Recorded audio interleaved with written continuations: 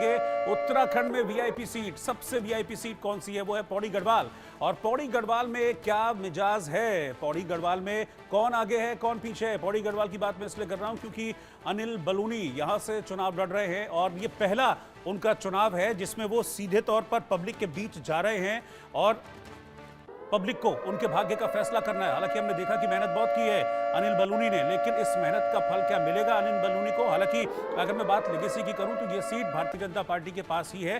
तीरथ सिंह रावत जो कि 3 महीने के लिए उत्तराखंड के मुख्यमंत्री बने थे, वो इस सीट से मौजूदा सांसद हैं और अनिल बलूनी राज्यसभा से सांसद हैं। लेकिन फिलहाल अब अनिल बलूनी को चुनाव मैदान में उतारा गया है और पौड़ी गढ़वाल सीट को जीतने की जिम्मेदारी उनको दी है। सवाल यह है कि क्या इस सीट को जीत पाएंगे अनिल बलूनी। और पिछली बार तो 5 सीटें भारतीय जनता पार्टी के खाते में रही थी, क्या अनिल बलूनी इस वीआईपी सीट पर जीत हासिल कर पाएंगे। आलोक जी के पास में चल रहा हूं।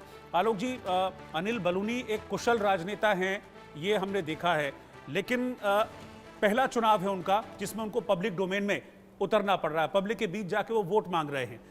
पहला चुनाव भी है और अग्नि परीक्षा भी है। रोहित जी, वैसे हम चूंकि उनका पृष्ठभूमि अंदाज है हमको, वो पहली बात तो ये कि वो पत्रकार भी रहे हैं, इसलिए ये भी याद रखिएगा। वो मीडिया के प्रमुख हो गए पार्टी में आने के बाद, लेकिन वो पत्रकारिता की है। अरविंद जी ने और हम लोगों ने भी कुछ उनका एक ज़माने में छापा था। अब इसलिए वहाँ से पत्रकारिता शुरू करके वो फिर राजनीति में लगातार सक्रिय अपने इलाके में रहे और इसलिए अनुभव उनको पहली बार लड़ रहे, ये बात ठीक है। पहले वो विधानसभा के चुनाव और बीजेपी की तब आंतरिक राजनीति के कारण और उस समय के जो बड़े नेता थे उत्तराखंड के, उन लोगों के थोड़े से जैसे होता है नाराज़गी भी होती है युवा लोगों के प्रति, उस टकराव में थोड़ी कठिनाई हुई तो वो उस समय नहीं लड़े।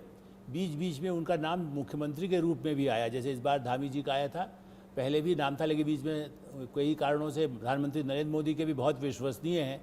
आप समझिए कि उनकी सभाओं में वो अभी एक दिन पहले भी गए थे हरिद्वार के पास, कहाँ, ऋषिकेश में, और आज भी या कल जब वो है एक फिर दूसरी सभा में भी, और बाकायदा अनिल बलूनी का नाम लेकर के वो प्रचार में खुद मोदी जी गए हैं। हाँ, आज अमित शाह वहाँ पर थे, ये मुझे अभी याद आया, चूँकि मोदी जी तो गए थे पहले, आज अमित शाह वहाँ थे। आप इससे अंदाज लगाएं कि देश के 2 वरिष्ठतम नेता अनिल बलूनी की विजय, जबकि वहाँ उत्तराखंड में ज़्यादा खतरा नहीं है, 5 सीट मिलने की उम्मीद है, लेकिन उन्होंने ये सोच करके कि अपना एक सिंसियर व्यक्ति है जो बहुत शालीनता ईमानदारी के साथ काम करता है और युवा नेतृत्व को उभारना है, इस दृष्टि से उनका मुझे लगता है कि जीतना निश्चित रूप से संभव हो सकता है।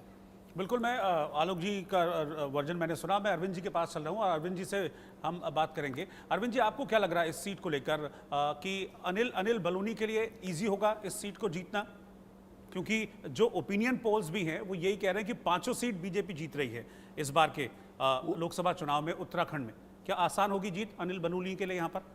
पूरे उत्तराखंड का माहौल बीजेपी के लिए काफ़ी अनुकूल है अभी। और खुद प्रधानमंत्री जितना ध्यान दे रहे हैं 5 सीटों वाला राज्य होने के बावजूद, वो भी एक्सेप्शन ही है, तो सामान्य ढंग से उनको जीतने में कोई दिक्कत नहीं होनी चाहिए। लेकिन बीजेपी में उत्तराखंड में अंदरूनी लड़ाई काफ़ी रही है और कांग्रेस का कैंडिडेट गणेश गोदी ये काफ़ी पुराने हैं और सीजन्ड पॉलिटिशियन हैं, तो इसलिए ये हो सकता है कि अगर फूट कहीं भी दिखाई दे तो उसका लाभ ये लें। लेकिन वो सूरत अभी हाल फिलहाल तो नहीं दिखाई देती, वोटिंग के दिन तक और क्या होगा ये कहना। ठीक है, मयंक के पास चल रहा हूँ। मयंक, इस सीट पर जो मुकाबला है वो बीजेपी और कांग्रेस, क्योंकि उत्तराखंड में 2 ही मेजर पार्टीज हैं, बीजेपी और कांग्रेस, लेकिन कांग्रेस ने भी कोई हल्का फुल्का कैंडिडेट नहीं उतारा है। गणेश गोदियाल जो कि प्रदेश अध्यक्ष रह चुके हैं कांग्रेस के, उन्हें इस सीट से जिम्मेदारी दी गई कि वो अनिल बलूनी को चुनौती दें। क्या वो चुनौती देते हुए दिखे आपके ग्राउंड में जब आप उतरे थे लोगों के बीच? ये एक ऐसा सीट है जहाँ की डेमोग्राफिक काफ़ी डाइवर्स है नेचर में, तो काफ़ी मुश्किल रहा सर्वे करना। लेकिन एक मिस्टर बिस्ट हैं जिनको बीएसपी ने उतारा है, उसके बाद अब हम लोगों को दिखेगा कि कहीं ना कहीं भाजपा के लिए ये सीट एक बस आसानी से मिलता हुआ सीट है। अब जब ये मामला जब हम लोग को लग रहा था कि सीधा कांग्रेस बनाम भाजपा रहेगा, ये अब हम जब ग्राउंड पे गए थे तो अगर आप जो इनके बीएसपी के कैंडिडेट हैं उनका भी एक अच्छा वोट शेयर वहाँ पे देखने को मिलेगा। ठीक है, यानी कि अब वक्त रिजल्ट का आ गया है और तीनों जो हमारे एक्सपर्ट्स हैं उनके मुताबिक ये सीट जीतने में बीजेपी को कोई भी परेशानी नहीं होनी चाहिए और एग्जैक्टली रिजल्ट भी वही है।